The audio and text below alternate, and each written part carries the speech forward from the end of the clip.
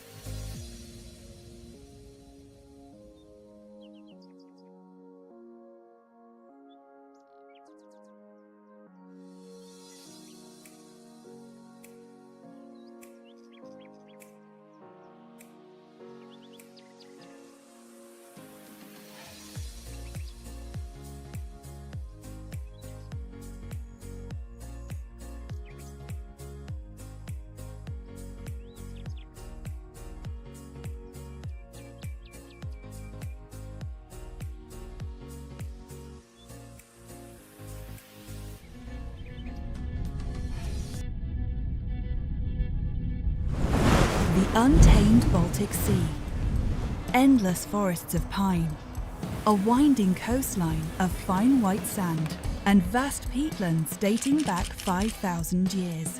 This is where our restless spirit lies. We have been ignited. We are on a path to create a more sustainable world, one that will benefit us today and provide for generations to come. History shows that when it comes to Latvia, there is no mission too great to accomplish. And it is time for a new challenge. Mission C 2030. By bringing together industries and bright minds around the world, we will develop scalable technologies to restore a healthy Baltic Sea environment. We're striving to become an international centre for sustainable innovation by creating opportunities in technology, science, renewable energy, and other sectors that recognise the critical need for action on a global scale.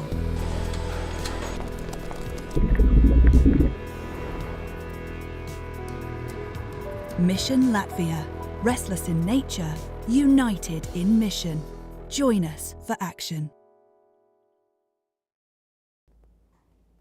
Good evening, ladies and gentlemen, those that are here in Latvia or in Europe, and good morning, those that are on that side of the ocean in the US, our really export market. And the third webinar here for the mini spotlight event is really here, and we're recording live from the SAF studio as always, and we are ready to present to you fantastic exporting companies from Latvia that have done tremendous work in the US market. And really they are so eager just outside the other room really to share their stories, answer your questions, and really have a debate about their success and plans for the US market going forward for the next years. My name, as always, is Līva Sturmane, and I'm the Managing Director of the Latvian Exporters Association, the Red Jackets. And we're truly happy to be one of the co-organizers of this event, together with the Latvian Investment and Development Agency, as well as the Latvian Chamber of Commerce. The third webinar, Mini Spotlight, is here, and we promise you one more this year. Save the date for December 6th, when we will truly share another, at least two fantastic exporting brands and stories for you next time. And therefore, in 2024, will come 6 webinars for you to really, truly join us on this comprehensive map of really hearing fantastic both stories, individual and of companies that really have done groundbreaking work in the US market. What are the tips and tricks? How have they done it? How far along are they? And what are their plans? And as well as the nation brand, Mission Latvia. You just saw one of the official opening videos, and last time Latvian Investment and Development Agency Director Kaspars Roškalns shared Lia's mission, vision for Mission Latvia. So really make sure to check out latvia.eu toolbox, especially these videos. We've one more for you today. They really provide a comprehensive look to various sectors of Latvia and what we have to offer to the world. So hang in there for that. We have actually provided a fantastic program for you today. First of all, we're going to go to Boston, to the US. Latvijas Finieris on Spotlight Boston 2023. That was just at the end of September. How was the conference? What is the recap? What are the key highlights? And most importantly, what are the future and next steps of the conference? You will hear that in just a moment. Next, we're going to go to a different industry, actually, wood and birch and plywood. We're going to hear from Riga Wood, North America President Edgars Kerijs, really in a very interesting and diverse presentation on their background in the US and really key tips and tricks on acquiring the market there and future plans as well. And then last but not least, we actually have a very exciting thing to share. We have some changes in the program. Those that have been very attentive saw, unfortunately, Exonicus CEO Sandis Kondrats could not join us today, but nevertheless, he will join us for one of the future events. But not to make it too short and to really keep it interesting, we have found just a fantastic company to be willing to share their story here today, and that is Catchbox and their CEO, Mikael Studers. So hang in there for a fantastic night together with you all. And as always, there's an opportunity to ask questions and engage. I will present to you a Slido that you have the opportunity to ask questions via the event, and we will ask them to our speakers. So this is the QR code, and please make sure to scan it, as this will be the poll at the end of the event about maybe some future recommendations for the events, as well as for the Q&A section for the representatives here today. And this is that. Okay. Let's go forward to our next speaker. As promised, the opening of the event goes actually to Boston. Mr. Latvijas Finieris, please.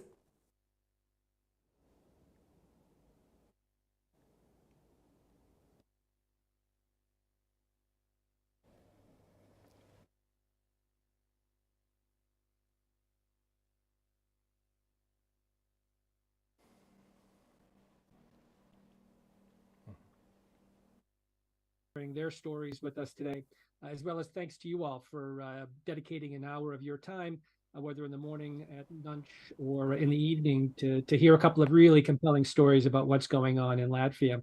By way of background, the Latvian American Chamber of Commerce is really proud to work closely with both the Red Jackets, as well as the Latvian Investment and Development Agency on these mini spotlights. Our organization's mandate is twofold. One is certainly to promote the business interests of our members, but more broadly, it's also to facilitate and promote the business and economic relationship between the U.S.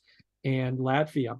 So Spotlight Latvia, which just took place, as Lee was saying, about 6 weeks ago, is a big part of that effort. And we wanted to share with those of you who were unable to join us. So we had over 230 in attendance on the day itself, but a number of people who said they wanted to attend but simply were unable to be there in person. We felt this was an opportunity to share with you some of the highlights of the event itself, as well as takeaways, and just get you guys updated on what's going on at the Chamber as well. So bear with me. I am going to share my screen. Hopefully you can see that. So as I was just saying, I want to give a bit of an update on the Chamber first. We did have the opportunity at the Spotlight event to have our own member meeting. And I share this information with you in the context of what Spotlight means to us as an organization, as well as what you who are perhaps not members could look to the Chamber for, either to partner with or potentially become a partner or a member, I should say. So the last year for the LACC was one of really impressive growth. We effectively doubled the number of members. We effectively doubled the number of regions and regional directors. As you see here, we currently have representation and presence not only across the U.S., but in Latvia as well. At the moment, we have double-digit regional directors covering 9 different regions. And I would encourage those of you who either are members or considering becoming members or are just interested in connecting with the chamber, if you found someone on this list who is close to you geographically, you can find out their contact information at our website, latvianchamber.com. Reach out to them through LinkedIn, reach out to them through sending me an email at info@latvianchamber. We're trying to do our best to have additional growth in 23, 24. We'd like to get to 150 to 200 members. We'd like to get to 15 to 20 regional directors, and I think we're going to get there. So I encourage all of you to connect with your local regional director. One of the cool things that we do on a regional level is we have a number of events. We had over a dozen of these in the past year. They range from the serious and professional to the more social. We covered topics ranging from the economic sort of investment thesis of magic mushrooms to Bitcoin and the blockchain and everything in between. We find these to be really fun. We want them to be timely, relevant, educational, engaging. And I think we're very successful on that end. So if you haven't attended an LACC event to now, whether spotlight or a regional one, I highly encourage you to do so. Later on in this presentation, I've listed out a couple more to come for the rest of this year. And I know we're planning to do a number more in 24. So please reach out and we'll do our best to connect you in with a local regional director and so you can come join us. One other quick note that I think is really important to share is LACC would not have had the success it has had without a couple of really key institutional relationships, and they're listed here on this slide. We work very closely with organizations ranging from American Latvian Association to the Red Jackets to LIA to AmCham to a number of the Latvian government agencies and embassies to try to facilitate, again, that sort of second part of our mandate. How do we facilitate closer American and Latvian economic ties? One area in particular we're focused on at the moment is we're actively involved in lobbying the Latvian government to change what right now is a pretty significant disincentive for American investors, whether American taxpayers or American green card holders, to invest money into Latvia. And we're trying to get that solved and working very closely with AmCham and the Red Jackets and a number of these organizations. So it's part of what we're trying to do with the chamber is we want to make it as easy and as profitable as possible for our members and our stakeholders to be able to develop economic relationships again between Latvia and the US. So quick highlight of what the chamber has been up to. I think we're very engaged, very excited, and very much looking forward to the next 12 months. That said, I do want to provide you a quick highlight of Spotlight. And if we could show the video quickly, please, that would be wonderful.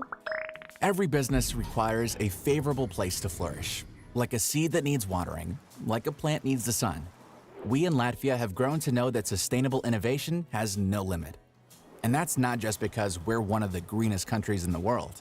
Latvia is a member state of the world's most powerful military alliance, NATO, and the European Union. It's the EU's third greatest renewable energy consumer, with the second most competitive tax system in the OECD countries. But it's the people that achieve the impossible. We're both dreamers and doers, with profound experience in software development, AI, automation, and robotics. Among us, you'll find restless minds keen on developing mission-driven, deep tech ecosystems. As one of the world's leading players in the development, manufacture, and supply of optical fibers, and as a beacon of biomedicine with organs on a chip, Latvia has more than meets the eye, and it's bustling with ideas. This is where the world of innovation meets. With direct flights to more than 100 cities worldwide, Latvia has the biggest airport in the Baltics. So if you're thinking sustainable innovations, think Latvia.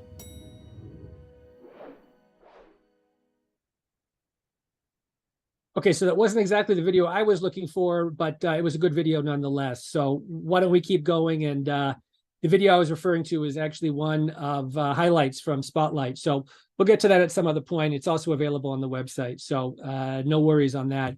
To provide a quick highlight of the event itself, I think as stated here, we did our best to bring together, oh, there you go, there's the highlight video.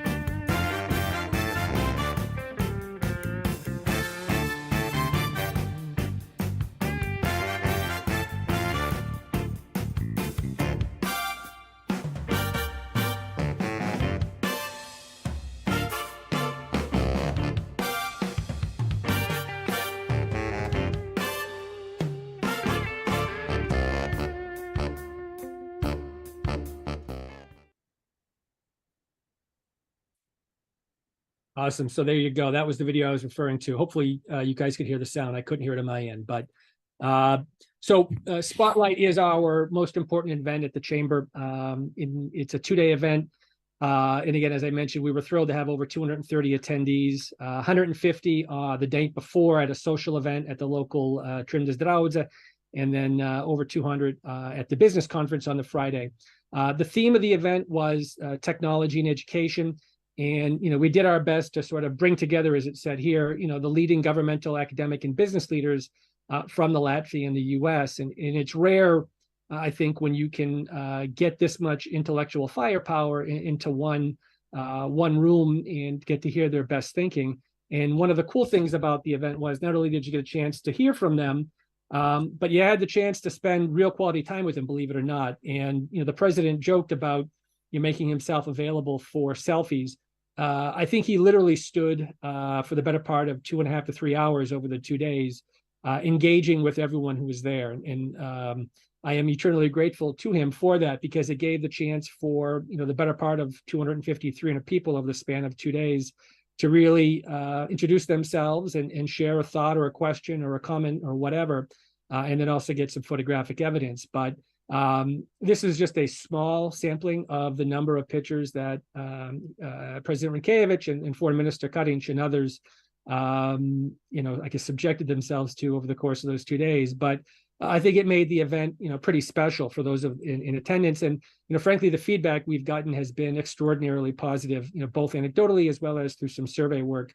The one thing we are going to work on next time is we'll get better name tags, I promise. They definitely could be worked upon. But I think for the most part, the feedback we got has been pretty good.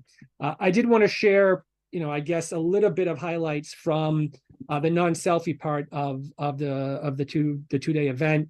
As I mentioned, we brought together the leading governmental, academic, and private industry speakers. We had representatives from the economics ministry, the foreign ministry, the health ministry, LIA, the Riga Investment Agency, from the Riga Technical University, Riga Business School, Stradin University, Latvian University, MIT, as well as private industry leaders and CEOs from Printful, Mikrotik, Roche, Luminor, Oline Farm, Latvian Ergo, and non-Latvian firms, including Takeda, Illumina, and Skanska.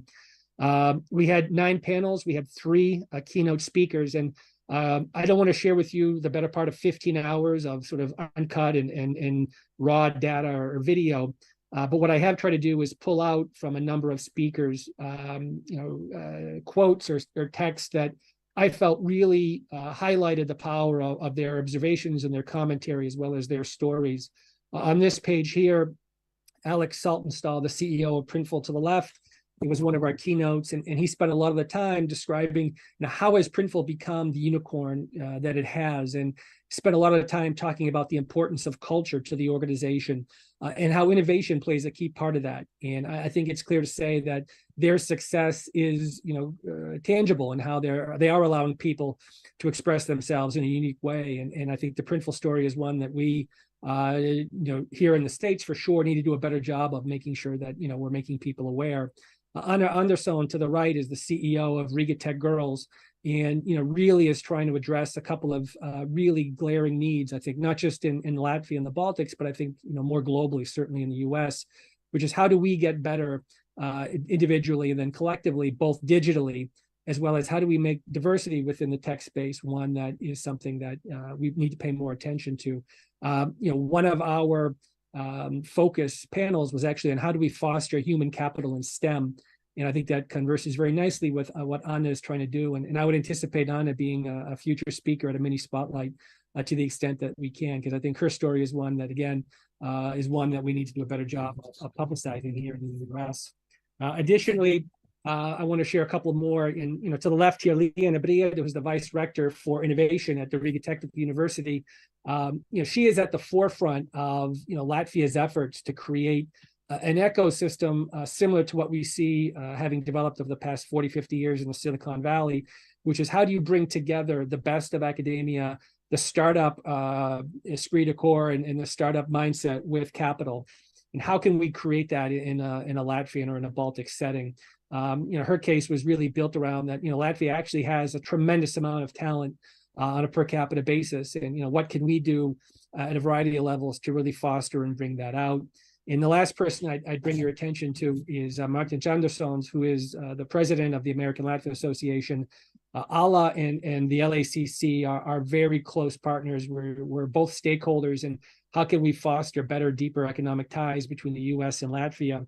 And I think he's seen firsthand that Latvia does have a lot of great ideas, but ones that we collectively need to do a better job of either investing capital or time or expertise to help these ideas come to full realization and potential.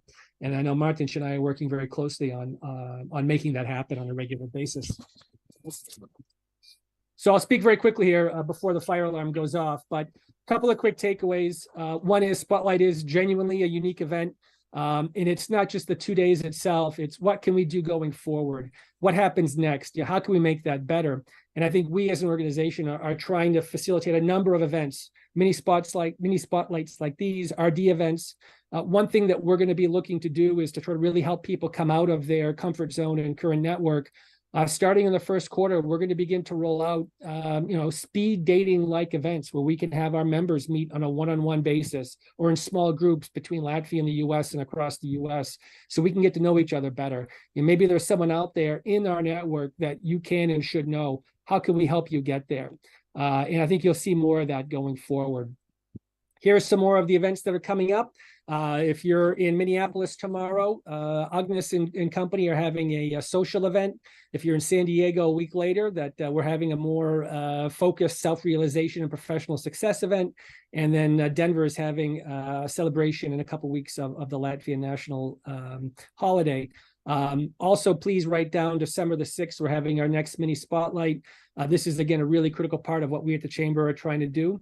And it is picking up the ball from where we were at Spotlight 6 weeks ago and where we're trying to go going forward. So certainly reach out with any questions, info@latvianchamber.com. Reach out to Leva, reach out to your local regional director, but we're trying to do our best to make this an organization that addresses what you're looking to get done and again create better economic outcomes for Latvia and America.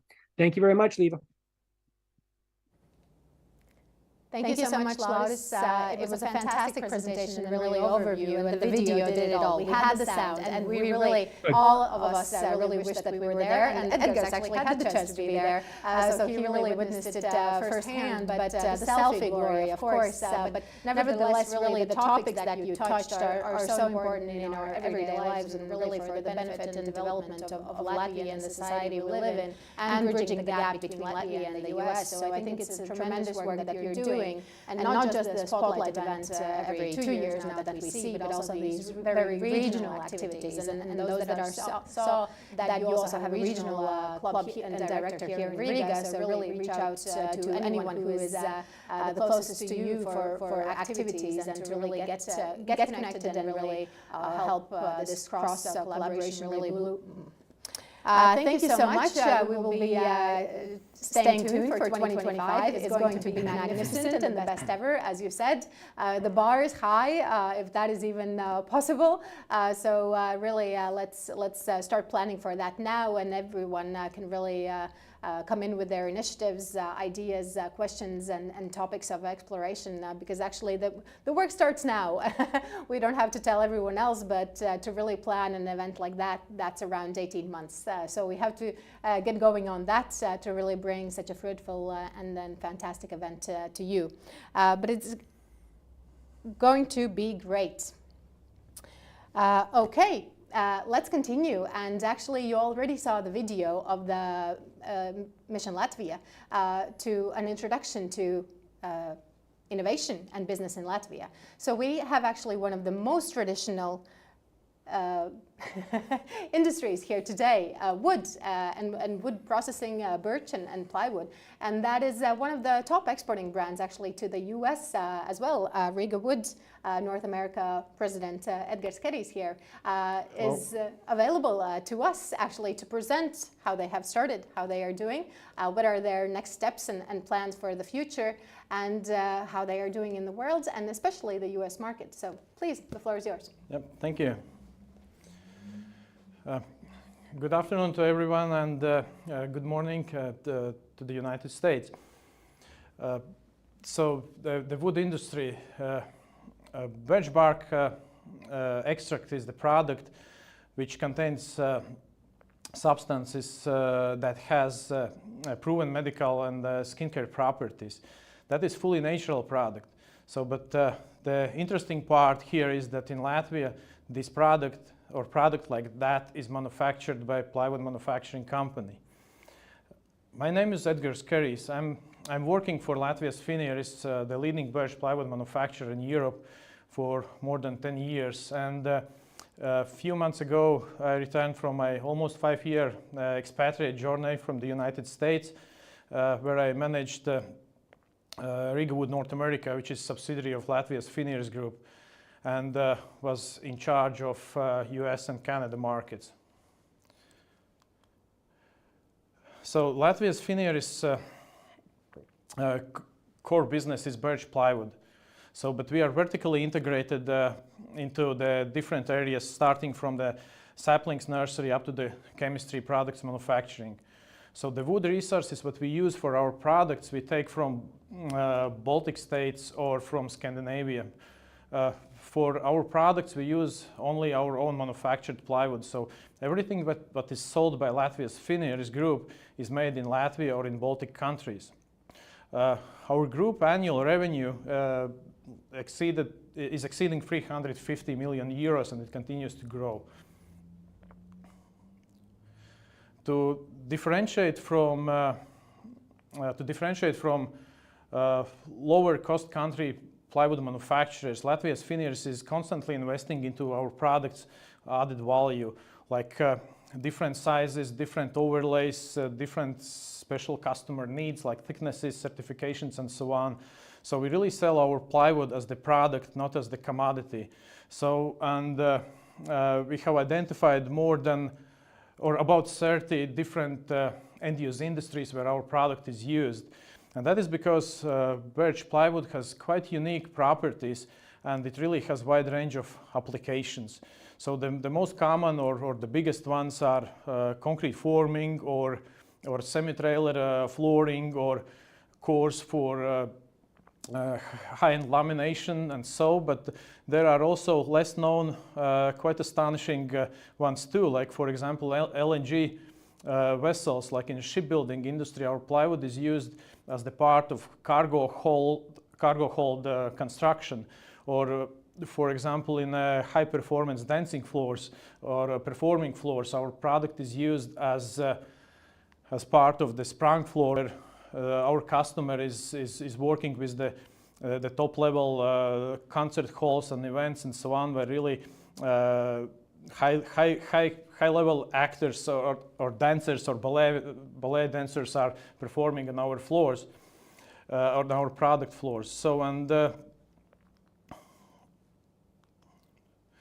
we sell our product under Rigawood brand name. We have 12 offices worldwide, and our core market obviously is European Union as domestic market. So, but we have several offices outside the European Union, which is in strategically important locations. And one of those offices is Rigawood North America, located in Newton, Massachusetts, close to Boston.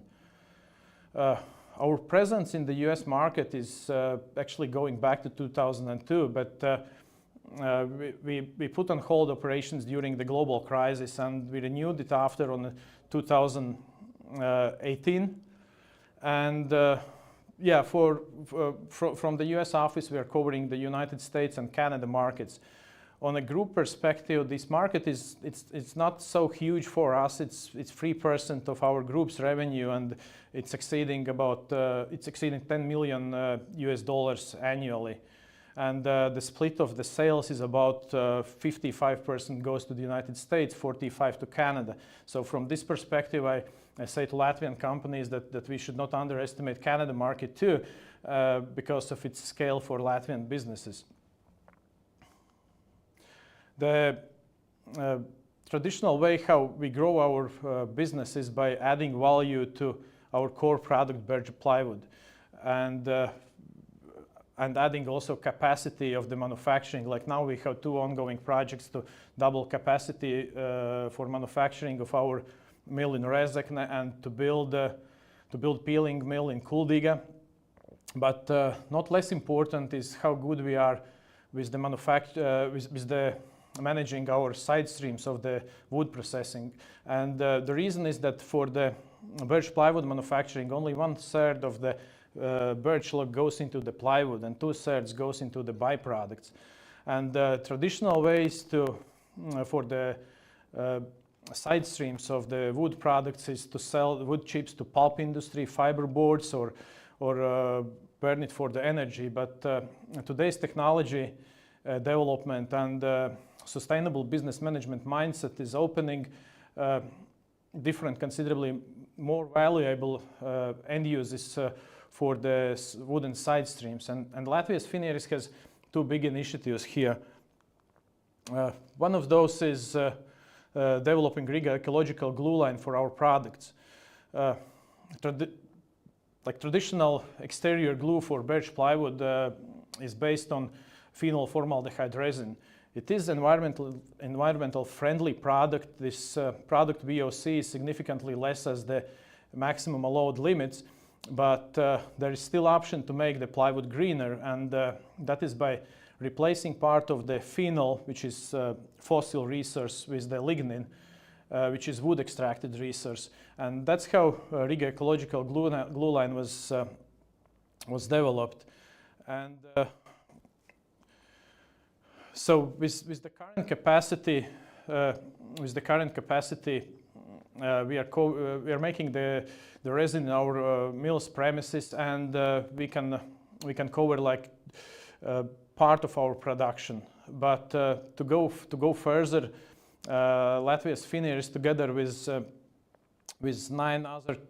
8 other companies, invested into the consortium Viaband, which is made to make first of its kind commercial manufacturing of lignin-based glues or resin. And we as a company, Latvia's lignin itself, it is natural part of the woods and plants. So, and extracted lignin is part of side streams from the pulp industry. But we as the wood industry company can use that side stream from other wood industry resource to use in our products to minimize or reduce the use of fossil resources needed to make our products. So, and here also, this project is not only for our company, it is also for the partners making different other products like sanding papers or this rock walls for isolations and so on. And then yes, and this project is also the mission of it would be go beyond the needs of involved companies. It is to make lignin, instead of being burned as the side stream of the pulp industry, that this product can be used, transferred and used to replace fossil phenol in different products. So another big project for us is developing products from the birch bark. And so birch bark extract, it contains like natural substances like betulin, betulinic acid, lupeol, and tannins, which has proven skincare and medical properties. And it can be used in like food, pharmacy, or cosmetics industries to make products for that industry using this natural product. And currently or traditional way, like we are buying birch logs to make the plywood, so it comes with the bark. So we are like debarking it, and then the log goes into production. And that bark as the side stream is usually burned. So, but now with Latvijas Finieris was looking for the options how to make this more valuable. And then like years ago, Latvijas Finieris invested in the project together with Latvian scientists to work on industrial how to extract betulin on industrial level from the birch bark. And that ended up with the pilot plant built in Riga. And by working on it and researching more on market and so on, it was concluded that actually there are two products we can sell, which is grinded birch bark and birch bark extract. And with the current capacity, we can make up to 3,000 kilos of birch bark extract and up to 70 tons of grinded birch bark. So, but that is only about 1 to 8% of the available resource of the birch bark itself. So there is huge potential of growth there. So and then, our manufacturing is Europe GMP compliant, and birch bark extract is eco certified for the use in cosmetics end uses. And we are our technology is equipped to be the second tier supplier for the pharma industry. So being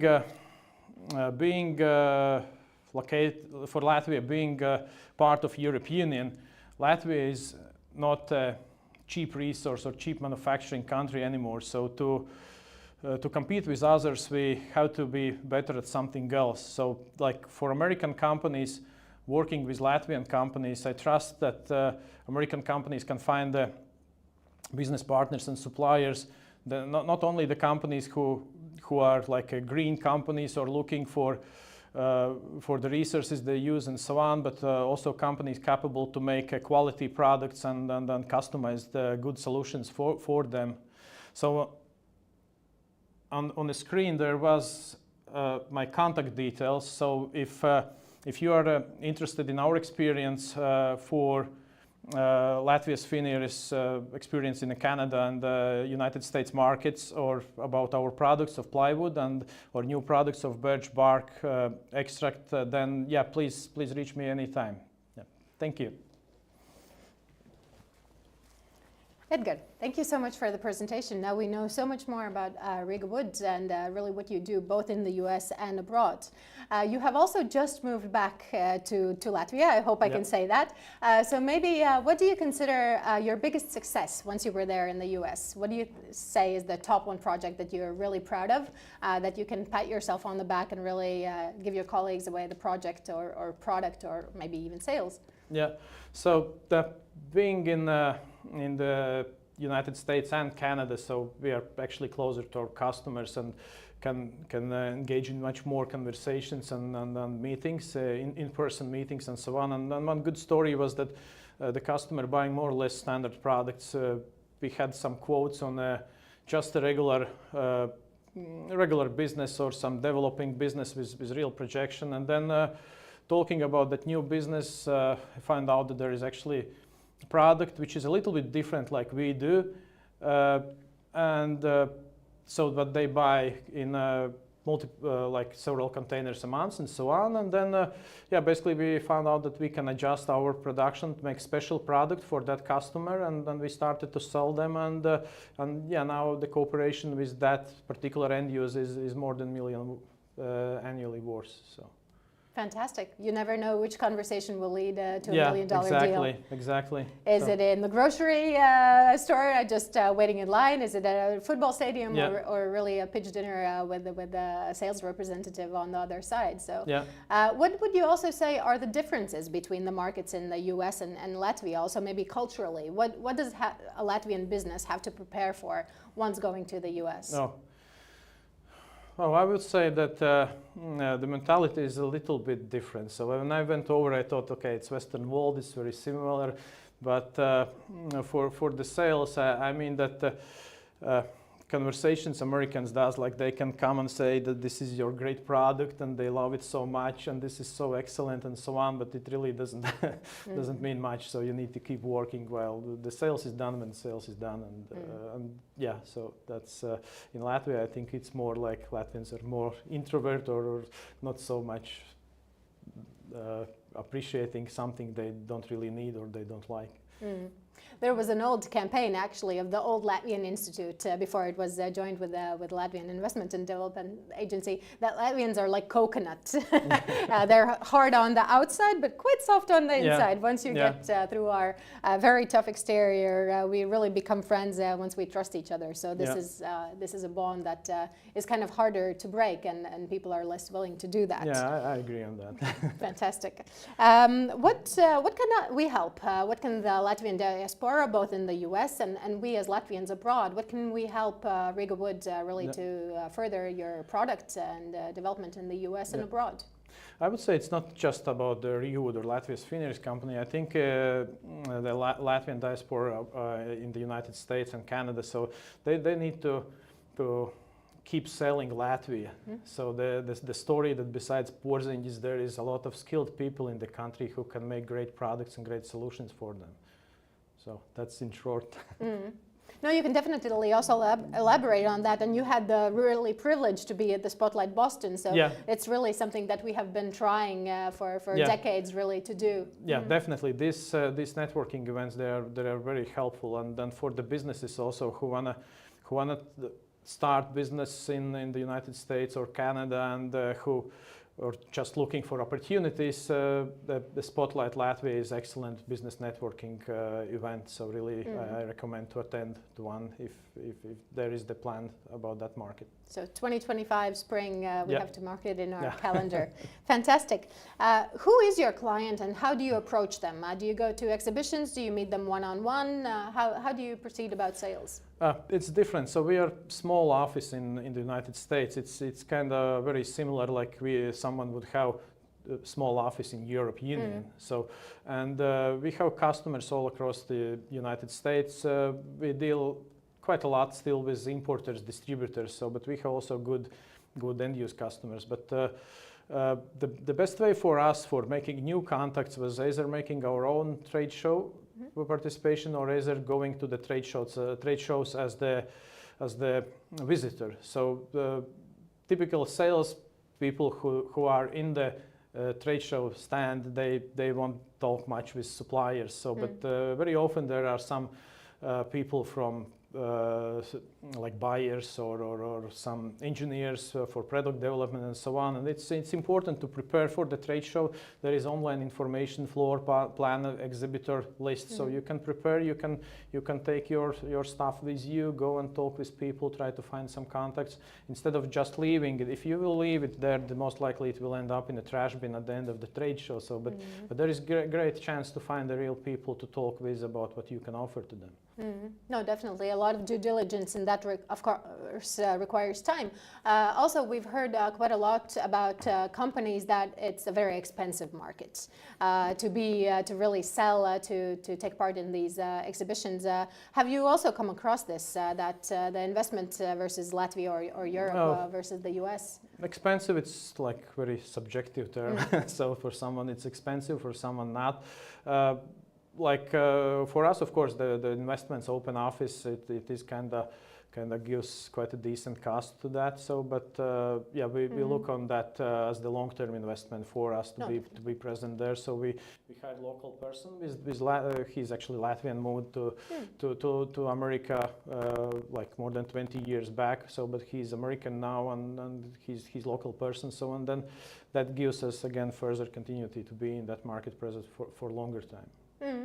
So 2 more questions. Sure. The first one, so what is the plan for 3 to 5 years, the long term for Riga Wood North America? Currently we look at the more moderate growth. So, and that's related also more with our capabilities to supply, because just to add the extra volume, so we either need to take off from someone or structure significantly. So we have projects of increasing manufacturing capacity. That could be a good time to increase sales to the United States too. But we are prepared to. In the United States is interesting that there's a lot of money. So, and we always look and attend any interesting non-standard opportunities, or if something big is happening, so that some big requests or so on is coming on. So we are ready really to, if that's interesting or on a group level, so this could be delivered to the United States as the project separately, so not as the regular long-term sales projection. Yeah. Oh, very interesting to hear. I think you're going to have a magnificent future, especially in the sustainability and with the innovations that you are currently really providing. And the one last thing, we're also trying to bridge this gap and not only say the success stories that we are proud of, but maybe something that's a bit of a failure or a project that didn't not work out in the end, or something that doesn't allow you to sleep, or you wish it had taken another turn. Well, the COVID time was like we kind of. The industry as such didn't suffer much. Of the beginning of the COVID was difficult because the costs went up, and then we had to reprice products, and there was many customers were waiting what will happen and so on. It ended up quite well, but there was no trade shows during the COVID time. So and the only opportunity to find a new customer was basically finding some info companies and trying to do cold calls. So and that was really. I mean, like our I think still business success is based on the business to business, where we talk with someone who is more like we know what they need, or they know what they need. So, and these cold calls, that is something which is in America, I think. Then if your business is to do cold calls in America, then hire a local person. They will be much better on it. So this is not my strongest part. No, definitely. Each has their strong suit. Yeah. And so the very last one, what do you want Riga Wood, what is your identity? What do you want to be remembered for in 20 years' time? Riga Wood. Yeah. Oh, that's the best birch plywood solutions on the planet. So. And Burj Khalifa is one of the examples for that, definitely. Your plywood is really in Dubai, in one of the tallest buildings in the world at the moment. Yeah. Up until it's not beaten. Many interesting projects, yeah. No, definitely. Thank you so much for being here tonight. Thank you for having me here.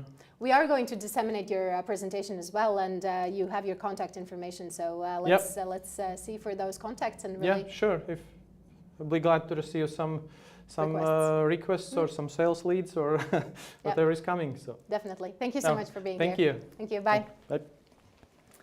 Ladies and gentlemen, up next, we're going to have the very captivating story of Catchbox. And their CEO, Mikhail Studers, is here to really share their story. How they started more than 10 years ago with just a throwable microphone that really captured everyone's attention all over the world. It was used in business forums, in conferences, in TED Talks, universities and classrooms. And now they have elevated their business model. The US is one of their primary, markets. And really to share their story and answer all your questions here is Mikhail today. Thank you for being here. Please, the floor is yours. All right, I guess I'm on. Okay, good afternoon to our dear friends in Riga, and good morning to our dear colleagues and friends in the United States. You know, I always wanted to be an inventor, you know, and so I can start with really good news that only just 2 weeks ago, Catchbox was awarded the best invention as one of the best inventions of 2023 by Time magazine. And that was a really wonderful and great surprise to all the team that has been working for the product and also like making it better over the years. You know, since we've been around for some time, like a decade already, like in this product Catchbox, and it was a great honor to get recognition for something that actually has been honed over a long period of time, but it's not exactly very new or fresh out of the oven, so to say. So yeah, so we actually got awarded in the product category called productivity, and it was one of out of the 200 inventions recognized with such honor. So the question, of course, goes like, what is the invention, really, right? If this is not exactly like a fresh thing. So so let me take you back maybe a little bit, some years back, and this is how our professional lives started to look like after the COVID hit, right? So shortly after that, there was lockdowns and all that stuff, but professionally after that, when the work life kind of came back, it was more and more like this. This became a norm. We're looking at the screen and the faces there and so forth. And you know, the wave of hybrid meetings is now like ongoing. Like it's actually not going to end. Like it's going to be like that probably forever. The technology is there. The new technologies actually have been developed to accommodate such a work style and approach, right? And when these lockdowns ceased and things kind of came back to normal, also the more and more of those modes of working came back to life, like meeting people, coming together in the groups, maybe larger events, maybe team meetings, all hands meetings, town hall meetings, you name it. Right, so basically also like those kind of gatherings came back into everyday lives. And although like a lot of technology had been developed during those, you know, already years since we were practicing this kind of these kind of meetings, still the tools that have been created were mostly suited for individual work and very small meeting rooms. And this is where actually the challenge lies, because like when the room gets larger and larger, it gets more and more challenging to get the people heard, get the audio played back, etc. So basically, we were left in some type of vacuum when we talk about larger space collaboration in a hybrid manner. And basically, we actually I came up with a list that we can see like what kind of audio issues there actually could be, to name a few. And I think like we all have experienced those, like the echoey room, the roomy type of audio, maybe like coming in like there will be different levels of the volume from different speakers. The network stability is the paramount, right? It's the key of how like all the signals get sent around. The background noise could actually distract your focus. Crosstalk, when you hear some other people talking, the ones you shouldn't hear. And I'm talking about the larger space where there are more people, obviously. So that could, like, the crosstalk could be actually disturbing. And then like some more kind of like with the smaller issues and not seeing who's talking and so forth. And also when we look at like the places where this kind of larger space hybrid collaboration is practiced, let's say universities and trainings and companies, for example, sometimes or very oftentimes actually, like the session gets recorded for later use and then like the transcription, therefore the captioning needs to be there, or the captioning is actually happening live. And the worse the audio signal is, the worse the captioning is, which could be very hard for hearing impaired people, or just like for anyone who's watching that material later on. And that leads to this thing that actually has a term. It's called Zoom fatigue, right? And again, there are contexts where this is actually very, very important, because like these kind of gatherings and larger crowds coming together to do hybrid meetings, that kind of interaction happens every day, all day long, right? And that especially is a problem in the universities and schools. So we realized that we're actually, even before COVID, actually pretty well positioned for like, let's say, working in larger spaces with our product offering, which was primarily the Cube throwable microphone. But we had only that, right? And when you look at like the problems that organizations face when they try to equip their rooms and furnish them and to make the hybrid interactions work. There's actually quite a lot of technical challenges that go under the hood. You know, how do you connect the things? How do you connect to the loudspeakers? How do you connect it to the internet? How do you connect it to the Zoom? Things like that. So us having only that one product was a good fit for a large space, but wasn't really a product that was a fit for the new reality, right? For the new technical challenges, and that's why we actually created a lot of stuff under the hood, that nobody really could see with the naked eye, which goes into the connectivity and the way the signals are routed. But we also came up and understood there's much more to the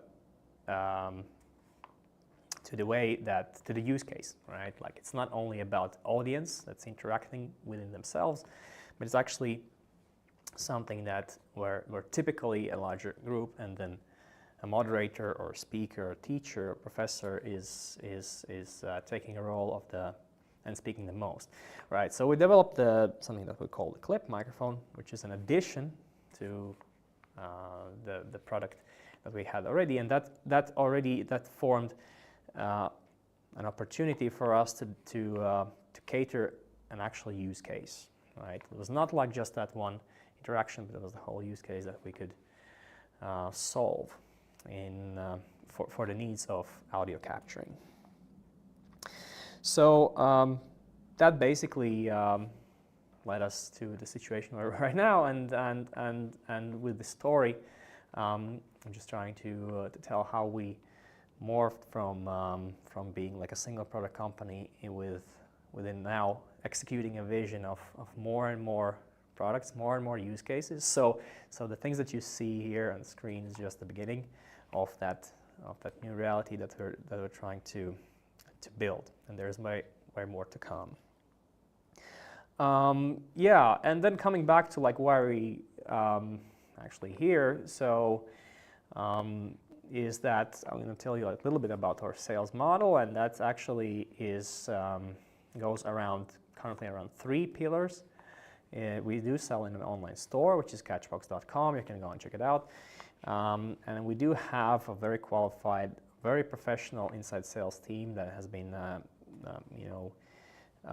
growing into the needs and necessities of our target market. So it's audiovisual technologies in organizations and schools and universities. And we also work with the partner network, and this is a map where our partners roughly lie, so you can get also a glimpse of our geographical reach, where we mostly sell our products. And to that extent, the United States forms around 1/2 of our sales. And when it comes to numbers, it's roughly in this year we're planning altogether to ship around 6,000 systems. It's a full systems with all bells and whistles and so forth, which roughly could add up to 10,000 microphone transmitters, right? And around half of that, as I said, goes specifically to the United States. And what we're looking at, or rather I would say exploring the idea, and where I could ask the help of our audience here today, is that we're exploring the idea of outsourced sales representatives. So it's basically a personnel that could be on the ground in the United States, where we currently we're not present daily. So we're seeking for that presence. We're exploring that possibility for having that presence, and that would be the agencies who work mainly and probably are experienced in the B2B or hardware and are doing physical customer visits and to their premises in North America. And as you could notice from my whole story here, we're mostly focusing on education, higher ed being our top market and top interest here, as well as the corporate side of clientele. So I will leave you with that, and thanks for listening to me, and thank you so much. Thank you, Mikhail. Now we're gonna be like adversaries just for right. crossfire chat, really. Bring it on.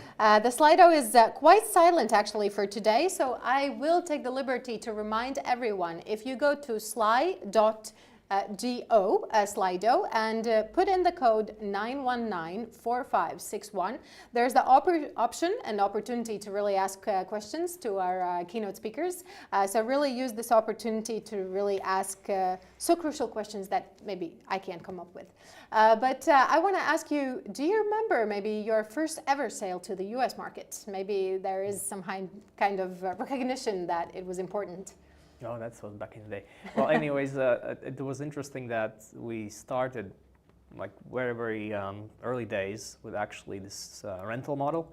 So renting the product out, and I do remember that we even did ship some units for kind of to rent out in the United States and then return them back, which is like, of course, very logistically cumbersome. And I think that probably counts as the first sale. No, definitely. Did they come back in one piece? I doubt. Like it was like lost many things lost like in the journey. And how has been your trip since then? Actually, you've kind of revolutionized your business model. Then COVID hit, and now you have a completely different target audience and market out there. How has it been the journey really in the US? And what do you think are the biggest highlights that you would say that you have done well during this time? Right. So. The journey, of course, has been ups and downs, especially with the COVID and our previous pre-COVID focus on the events industry, which, you know, the events, this is events these days. Yeah. We are in an event, right? So it has changed a lot technically and from the way things are being run.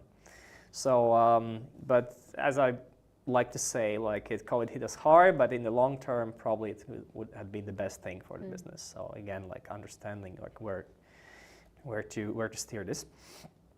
And when it comes to, I guess you were asking about the successes and failures as well. Right, yeah. Or kind of like the learnings of the market. Yeah, it's actually it is a very it's very pleasant actually to work with the United States market in our case. Because I think it is very, very well structured in that sense that like it's like purely from our experience, like, you know, like there's a lot of professional organizations who try to take pride in their, you know, in their trade, and when we talk about the audiovisual industry, so they know what they're doing. They have a lot of events. They're very active. So it's a pleasure to be part of that community, I would say, in many of those things. They're kind of very small, very specialized, very niche, but actually provide us great insights for, you know, doing innovations and products and learning about like how to basically take the business forward. No, definitely. Any cultural differences that you would want to highlight between our two markets? Something to take into consideration. Right. Yeah. You know, I think that